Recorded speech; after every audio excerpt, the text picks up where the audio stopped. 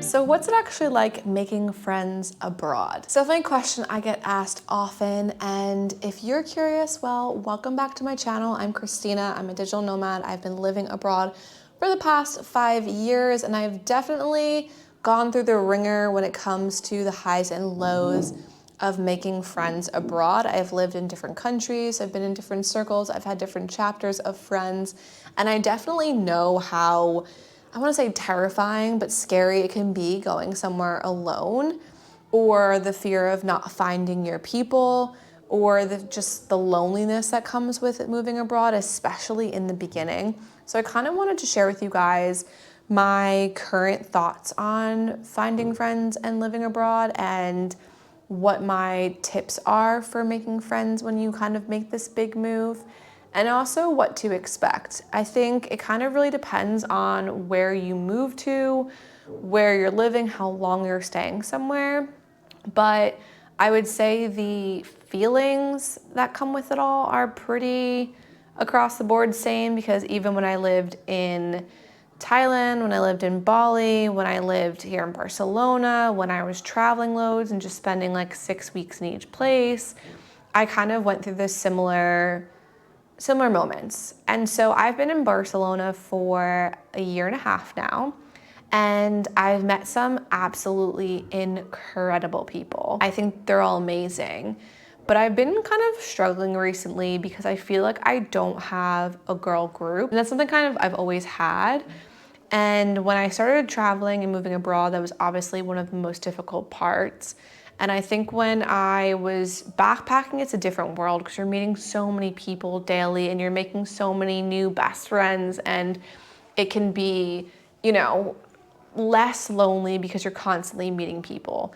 I think you do face loneliness in backpacking only because most of the friendships are fleeting and not long lasting.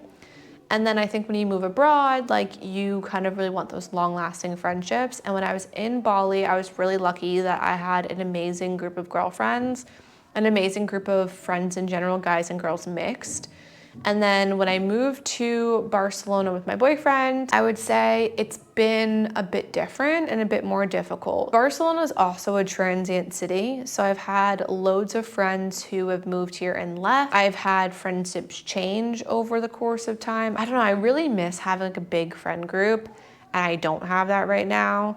And I feel almost like self-conscious even talking about this online, but I think it's a reality for people who are not even just living abroad, honestly. And when you're an adult, like I'm 31, when you're an adult, I think finding really good, genuine, deep friendships is harder. I have so many people that I know here that are definitely my friends, 100%. And we meet up, we'll go for dinner, we'll go for coffee. But in terms of people knowing me like truly as a person, I think I struggle with that. I have like 2 really good girlfriends here that I think know me super well and we're quite close. Neither of them are friends with each other.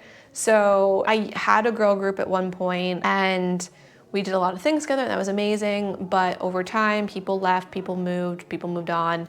And since then, it's just been all of my friendships are with different people, but none of them in a collective, like we're all really close. But I think that there's obviously probably still new people to come into my life that either haven't moved to Barcelona yet, or haven't moved, or haven't met yet, or who knows what it could be.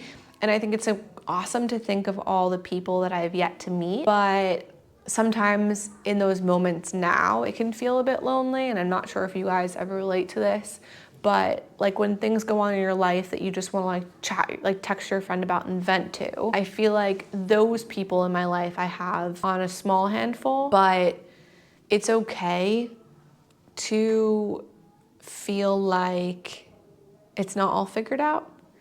And I think a year ago this time, I felt like I was so lucky. I had a great group. We were always doing things together. We were always going out together, and we were constantly doing social stuff. And I think now that group is kind of gone because people moved away, things changed, and I don't have like that group collective that is going out and doing things together. It's harder because I feel like I have to make plans one-off with people to meet up. And again, not a bad thing, but it's just something that I miss as like a person, as an adult with friendships. But I do want to also share the amazing side of living abroad and friendships, like the people who I've met and the people I'm friends with even here in Barcelona. And I feel like I don't want this to ever come off like the people who I'm friends with in Barcelona aren't good enough, because they definitely are. It's just that like best group collective that I'm missing. And so I think when you're able to move abroad, it's obviously scary and no one wants to go through these like periods of feeling lonely, but at the same time, you get the chance to connect and meet with people who understand your goals and your lifestyle ambitions on a deeper level. That was probably the hardest thing before I left the US, was that when I was talking to my friends, they truly couldn't grasp the feelings I felt or the way I thought, because they thought very differently, which is fair and fine. And so when I would try and have these conversations about what I wanted my life to look like and where I wanted to go, there was support, but there was a lack of understanding. I think that was difficult. But when you move abroad and you start meeting people and you have that genuine understanding of where you're at in life and where you want to go, that can be the most incredible and supportive thing ever. So that is such a positive for when you move abroad. Like, it might take you time to make friends. It might take you time to find your gang, to find your group. Obviously, like I said, I'm in a different chapter now than I was in a year ago.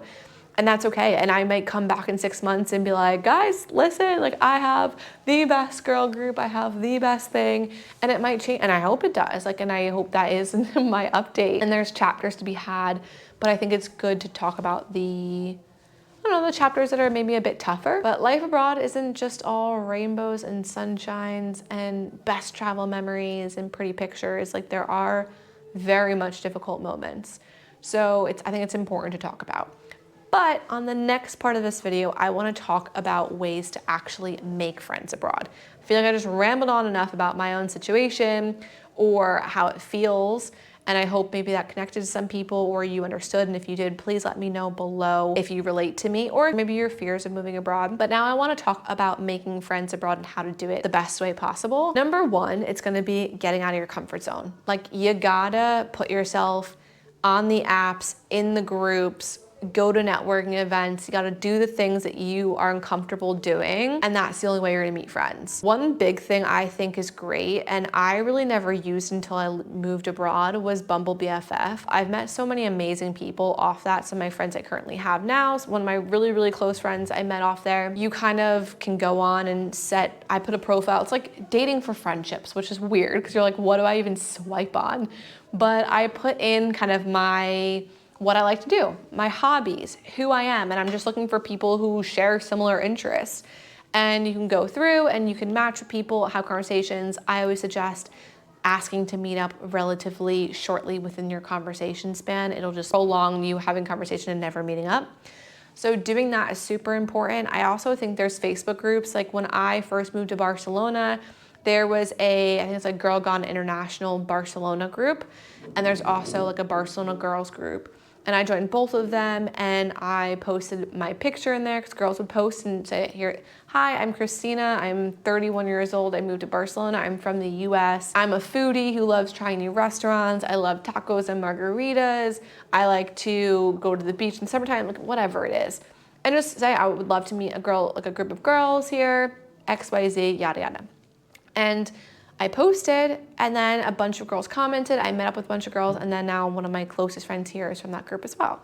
So it is just kind of putting yourself out there. Everyone's in the same situation. So when you do it, it's not like you're the solo person doing it. Outside of Facebook groups and Bumble BFF, another really good one is social media. I've met a lot of people. I'm fortunate enough to have a platform here for Instagram that a lot of people reach out to me for moving to Barcelona. So I've met some really, really cool girls off of there. And I've met some friends through social media. So that is amazing. I just think, like, don't feel weird messaging somebody, because you never know like what could turn of it. It could become your absolute best friend, and it's not as weird as you think. Like, when you move to a new city and other people have moved to a new city, they completely get what you're going through and they get like where you're coming from. So reaching out to people, I don't think is weird at all. I don't think it's weird, and you just never know who you can meet. one of my friends who messaged me and was like, I literally never message anyone on Instagram, but I just moved here. I don't really know anybody. Would you want to get coffee? We got coffee, like we clicked, we got on, absolutely love her. And then we found out that her family is from the same town as my family. And we're like, oh my God, how weird. And then I was home for March last year, and one of our neighbors was over, and he was like, my niece lives in Barcelona. And he told me her, and he said her name, and I was like, wait, what? And I realized that my neighbor who comes over my house frequently, his niece is my friend that I met in Barcelona. So you never know who you're gonna meet, and you never know how. So don't feel weird messaging people off Instagram, off TikTok, YouTube, whatever it might be, because it might just end up being a really great friendship. After that, I would say the next best thing would be to go to events. Usually if you're in a city or in a place that has a lot of expats, Barcelona, Lisbon, you move to Bali, you know, all these different places, Mexico City, you can easily find networking events or just social events or hobby events in your city. So I know like in Barcelona, there's different clubs that you can join. There's dance studios that you can join. There's different events. There's a digital nomads meetup every Wednesday. So all the digital nomads in Barcelona will go to that. Like there's different things you can definitely do based on your hobbies, based on networking, business, or just personal fun stuff that will help you meet people in the city. And it's not weird to go alone. Like I hate going to events alone. Trust me, I'm not like disagreeing with you by any means, but you just got to go and do it. And I think once you do, you kind of start to break that barrier. Like, okay, I can do this. Yes, the first 20 minutes might be awkward and I might be standing there being like, who do I talk to? What do I do? But you will figure it out.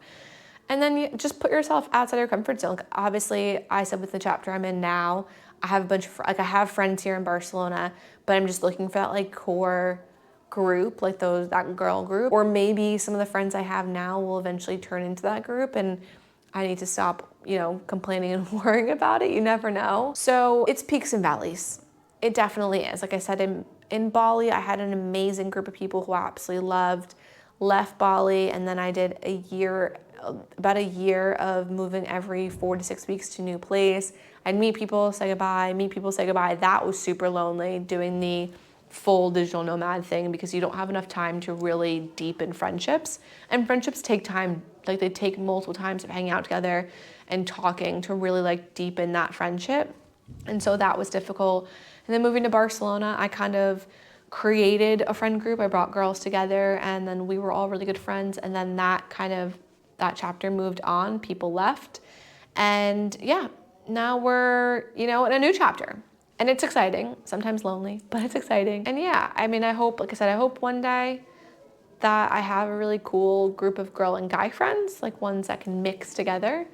That would be really awesome, because I definitely miss that a bit. But I also love my life. Like I can't fully complain too much, because I do love my life abroad.